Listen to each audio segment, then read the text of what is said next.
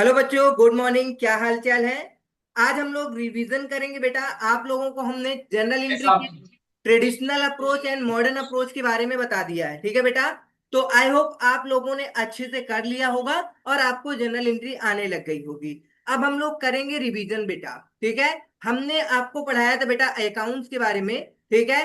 Account में आपके generally दो पार्ट होते हैं, एक बेटा पर्सनल अकाउंट, एक आपका इम्पर्सनल अकाउंट, ठीक है ना।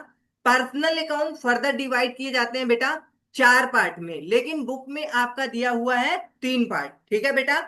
Natural person, artificial person, representative, ठीक बेटा। मतलब कि आपके बुक में दिया हुआ है तीन, लेकिन अभी जो हुआ है वो चार हो गए, ठीक है। एक होता है बेटा आपका प्रोप्राइटर का अकाउंट, ठीक है। तो चार अकाउंट होते हैं। अब आपको समझना है नेचुरल पर्सनल अकाउंट क्या होता है, आर्टिफिशियल पर्सनल अकाउंट क्या होता है, रिप्रेजेंटेटिव पर्सनल अकाउंट क्या होता है। इनको समझेंगे बेटा, ठीक है। उसके पहले हम लोग देखेंगे इम्पर्सनल अकाउंट, एक पार्ट है बेटा। Part number one, part number two. Part number two में आपके इम्पर्सनल अकाउंट है, मतलब पर्सन से रिलेट नहीं करते बेटा। ऐसे अकाउंट जो आपके पर्सन से रिलेट नहीं करेंगे। पर्सन से रिलेट करने का मतलब, मान लो बेटा कोई एक राम है, राम का अकाउंट कह सकते हो बेटा। राम से अकाउंट हो गया, ठीक है। किसी का नाम ले लिया आपने, ठीक है, ये आपका नेचुरल पर्सन में चला जाएगा। अब आर्टिफिशियल की बात करें बेटा, जैसे आपका बैंक हो गया, ठीक है। एग्जाम्पल याद करते चलो बेटा। ये आपका आर्टिफिशियल है, मतलब इसे लॉ क्या कहता है बेटा, अकॉर्डिंग टू लॉ बोला जाता है कि आपके जो बैंक है या कंपनी है, ये सारे एक प्रकार के पर्सन है। इनको भी वो सारी चीजें फॉलो करनी होगी जो एक बेटा इंडिविजुअल पर्सन, जैसे हम बेटा ह्यूमन बीइंग फॉलो करते हैं, वो सारी चीजें ये भी फॉलो करेंगे। मतलब कहने का बेटा, जैसे हमारे अपने पर्सनल बहुत सारी चीजें होती हैं, हमारे पर्सनल के अकाउंट होता है बेटा बैंक, ठीक है। बैंक अकाउंट होता है, हमारी पर्सनल की प्रॉपर्टी होती है बेटा। वैसे अपने कंपनी के पास भी होती है, क्या होती है, कंपनी के पास भी होती है। कंपनी के खुद की अपनी क्या है बेटा, भाई असेट होंगे। असेट का मतलब बेटा इसके पास अपनी खुद की क्या होगी, लैंड हो सकती है, बिल्डिंग हो सकती है, ठीक है। बैंक अकाउंट हो सकता है कंपनी का। ये आप समझो, ये मतलब बेटा कंपनी एक प्रकार से, मतलब पर्सन की तरह से ही ट्रीट की जाती है, लेकिन आर्टिफिशियल पर्सन, क्या बेटा, आर्टिफिशियल पर्सन। ओके बेटा, चलो। अब आगे रिप्रेजेंटेटिव अकाउंट है। अब ये रिप्रेजेंटेटिव अकाउंट हम बता देते हैं। जैसे कि बेटा आप लोग क्या करते हो, किसी से, मान लो बेटा आपने क्या किया, कुछ चीज परचेज किया, कुछ भी चीजें परचेज करते हो।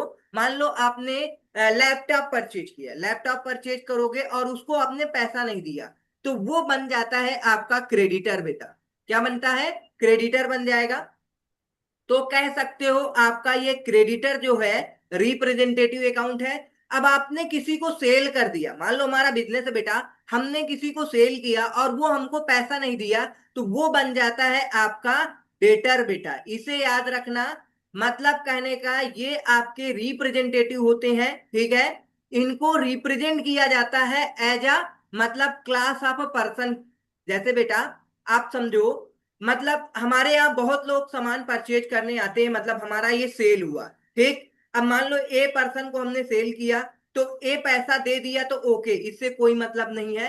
अब मान लो बी परचेज करने आया, लाइक हमारा ये सेल है, अब ये हमें कैश नहीं दिया, तो हम इसका नाम लिखेंगे डेटर्स में। कहा नाम लिखेंगे, डेटर्स में। ये हमारे डेटर्स है, डेटर नंबर बी बेटा, ठीक है।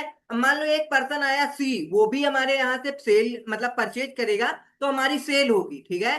तो अब वो पैसा नहीं दिया, तो डेटर की लिस्ट में सी का नाम भी लिखेंगे।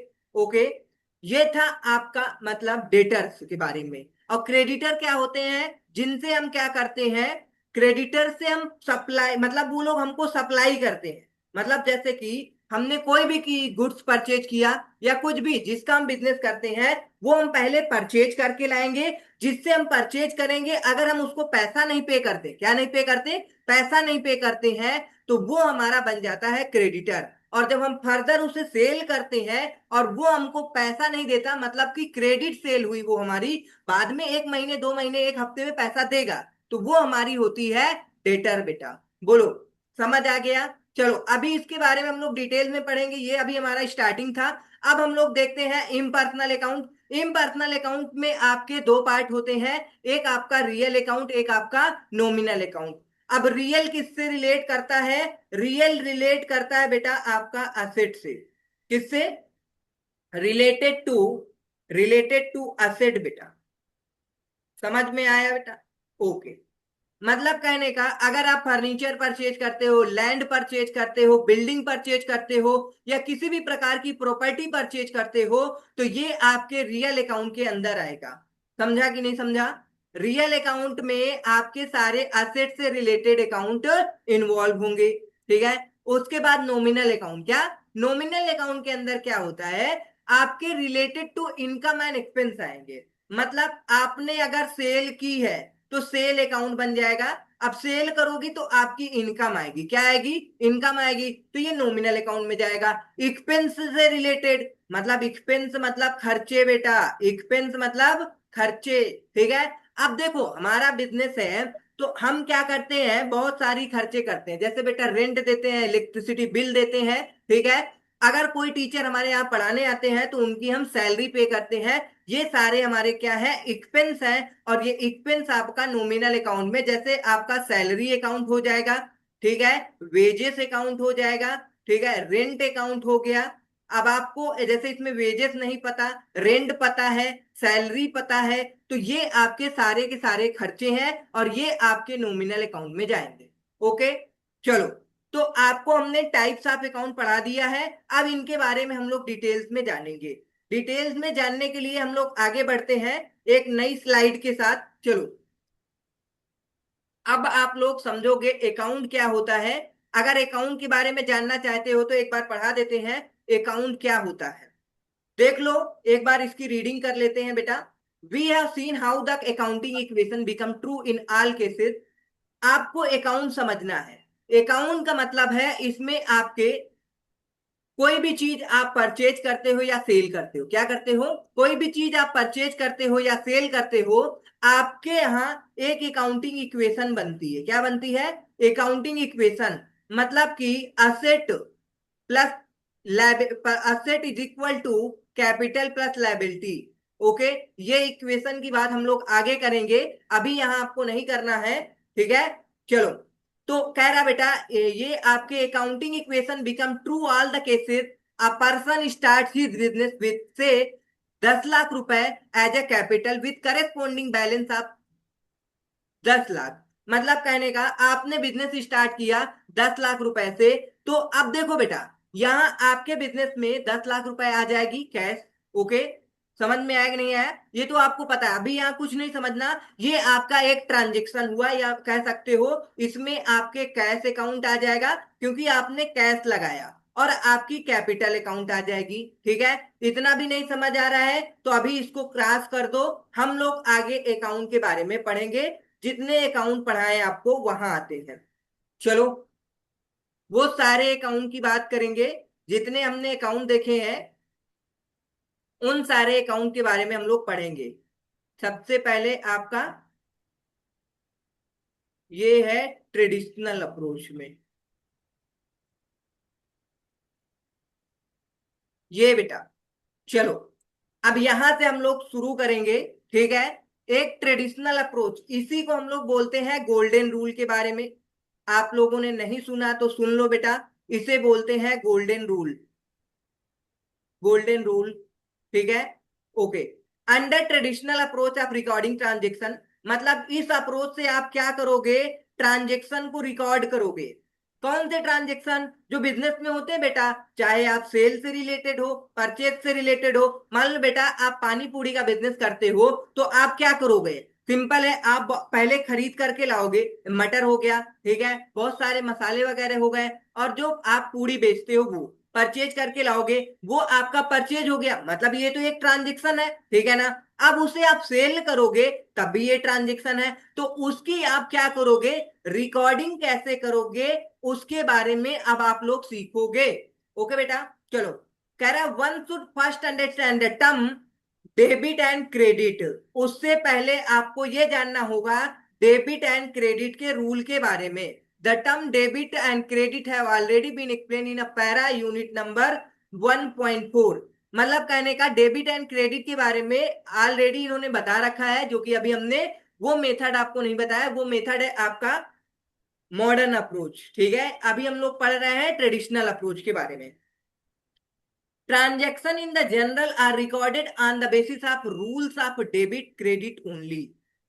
For the purpose recording, these transactions are classified three groups: personal transaction related to asset and properties, transaction related to expense, losses, income and gain। मतलब कहने का ये आपका पर्सनल अकाउंट हो गया। एक चीज आप लोग जान लो बेटा, ये जो आपका गोल्डन रूल है ये केवल तीन ही अकाउंट को एक्सप्लेन करता है।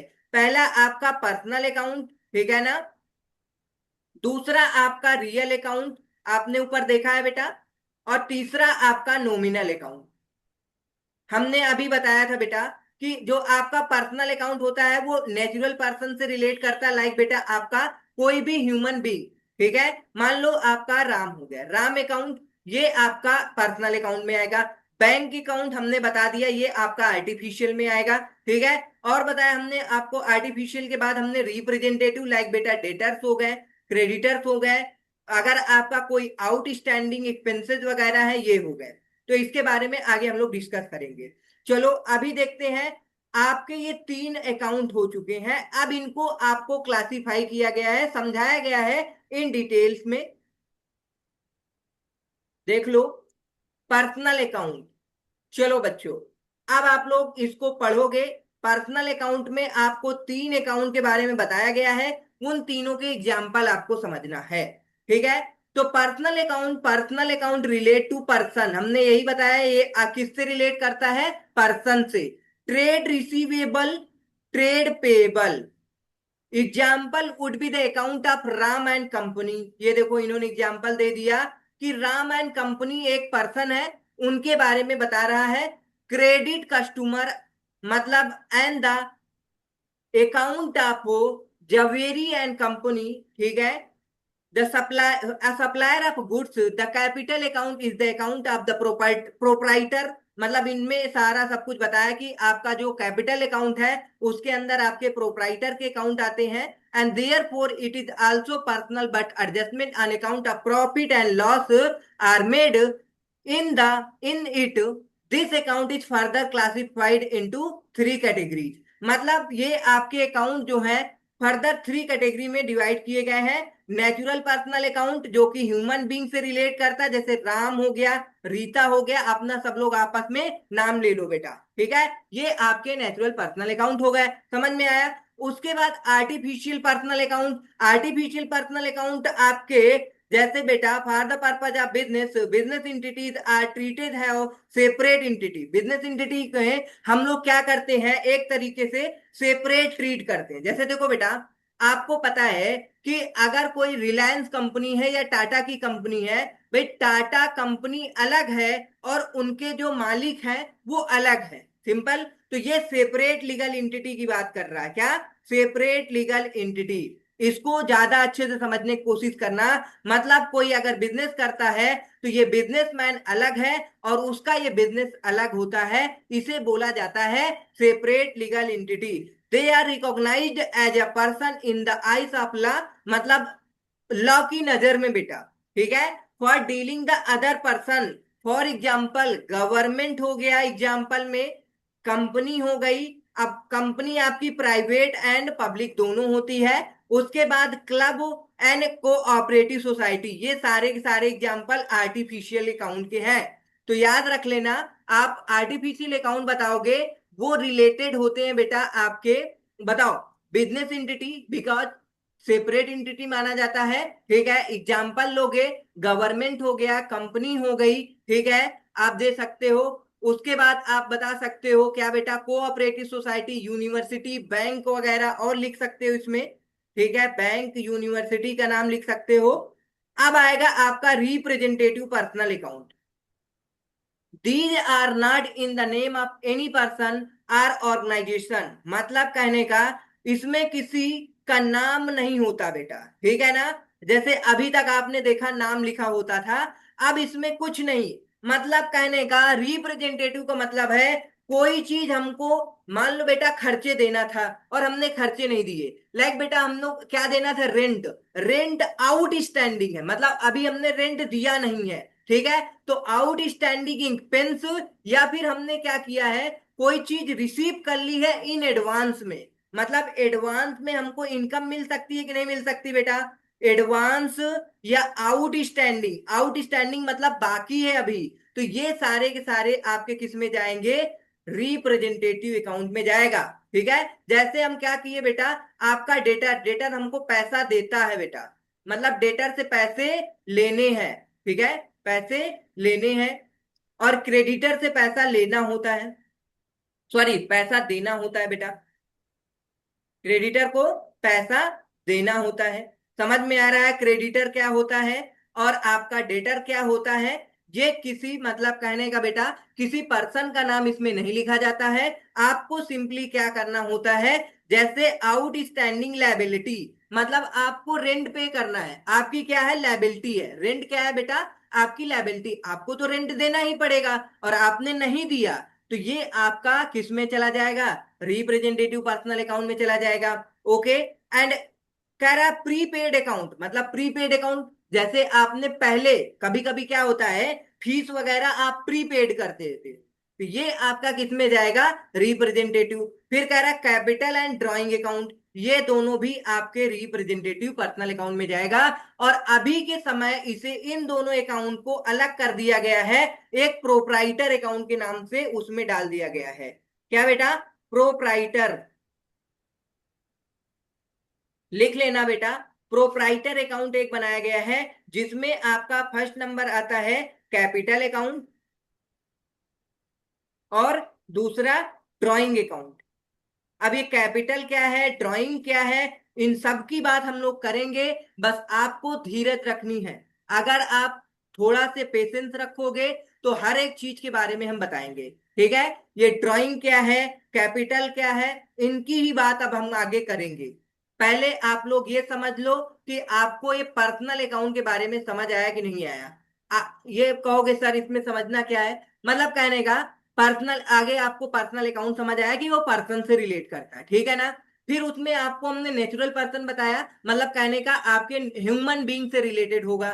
फिर आपको हमने आर्टिफिशियल, मतलब कोई एक आर्टिफिशियल, वो आपका जीवित नहीं होगा। लाइक कंपनी बेटा, कंपनी ऐसा थोड़ी है कि वो जीवित है, मतलब कहने का कंपनी एक प्रकार से आर्टिफिशियल है, बैंक आर्टिफिशियल है। समझ में आया बेटा, गवर्नमेंट आर्टिफिशियल है। अब अच्छा बताओ, गवर्नमेंट की बात करते हैं, लेकिन आप गवर्नमेंट को ढूंढने निकलोगे तो कोई मिलेगा, गवर्नमेंट को ढूंढने निकलोगे, कोई गवर्नमेंट नाम से बंदा है, नहीं है, आर्टिफिशियल है। बैंक नाम से कोई बंदा है, नहीं है बेटा, लेकिन वो आर्टिफिशियल पर्सन में जाएगा। फिर आएगा आपका रिप्रेजेंटेटिव पर्सनल अकाउंट। रिप्रेजेंटेटिव हमने बता दिया बेटा, मतलब इसमें किसी पर्सन का नाम नहीं लिखा होता है, सिंपली बस वो होते हैं, जैसे कि हमने बता दिया, लाइक बेटा, अगर आपको कोई चीज लेना है, आपको मिला नहीं, किसी को कुछ देना है, आपने दिया नहीं, तो उस तरीके के अकाउंट्स आपके रिप्रेजेंटेटिव पर्सनल अकाउंट में जाते हैं।